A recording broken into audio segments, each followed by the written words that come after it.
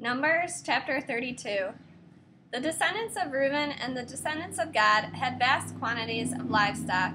When they saw that the land of Jazer and the land of Gilead were good for livestock, the descendants of Gad and Reuben came and spoke to Moshe, Eleazar the Kohen, and the community leaders. They said, Atarot, Devon, Jazer, Nimrah, Heshbon, Elaelah, Sebam, Nova, and beyond. The country that Adonai conquered before the community of Israel is livestock country, and your servants have livestock. If you regard us favorably, they went on, let this land be given to your servants as their possession, and don't have us cross the Jordan.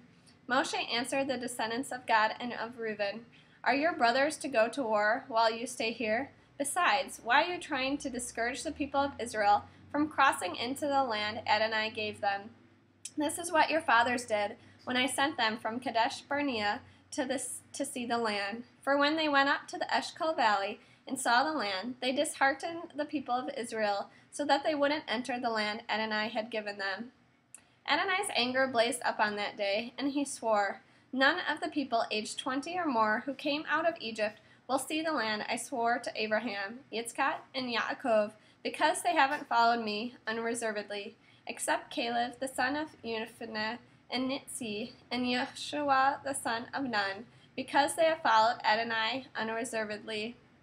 Thus Adonai's anger blazed against Israel, so that he made them wander here and there in the desert 40 years, until all the generation that had done evil in the sight of Adonai had died out.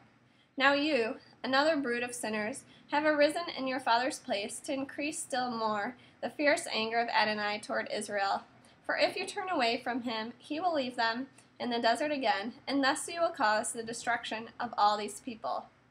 But they came up to him and said, Here we will build enclosures for our livestock and cities for our little ones, but we ourselves will be armed and ready for action to march at the head of the people of Israel until we have brought them to their place.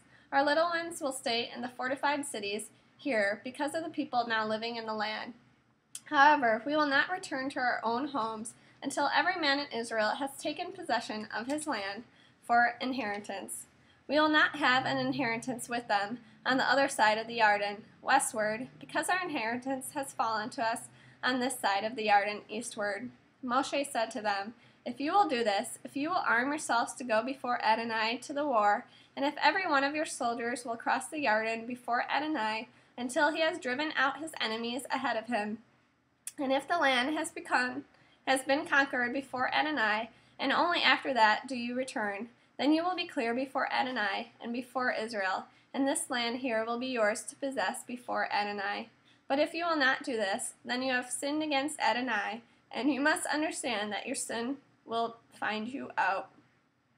Build cities for your little ones and enclosures for your sheep, then do what you said you would do. The descendants of Gad and the descendants of Reuben said to Moshe, Your servants will do as my Lord orders. Our little ones, wives, flocks, and all our livestock will be there in the cities of Gilead, but your servants will cross over, every man armed for war, before Adonai to do battle, as my Lord says. So Moshe gave orders concerning them to Eleazar the Kohen, Yehoshua the son of Nun, and the clan leaders of the tribes of the people of Israel. Moshe said to them, If the descendants of Gad and Reuben cross over the Jordan with you, every man armed for battle, before Adonai, and if the land is conquered before you, then you are to give them the land of Gilead as theirs to possess. But if they do not cross with you armed, they are to possess the land along with you in Canaan. The descendants of Gad and of Reuben answered, We will do as Adonai said to your servants. We will cross over into the land of Canaan, armed before Adonai, and the land we will possess for inheritance will be on this side of the Jordan. So Moshe gave the descendants of Gad and of Reuben, and also to the half-tribe of Manasseh, the son of Joseph, the kingdom of Sichon, king of the Amorite, and the kingdom of Og, king of Bashan, the country and its cities within its borders, along with their surrounding towns. The descendants of Gad built Devon, Atarat, Aroer, Atarat Shaphan, Ya'azer, Yogbeha, Beit Nimrah, and Beit Haran, fortified cities, and also enclosures for sheep. The descendants of Reuben built Heshbon, Elaelah, Kiriataim, Nova, Baal, Mon. These names have been changed, and Sibmah, they remain the cities they built. The descendants of Machir, the son of Manasseh, went to Gilad and conquered it, dispossessing the Amorite who were there. Moshe gave Gilad to Machir, the son of Manasseh, and he lived in it. Yair, the son of Manasseh, went and captured its villages and called them Havot Yair, villages of Yair. Novach went and captured Kenat with its villages and named it Novach after himself.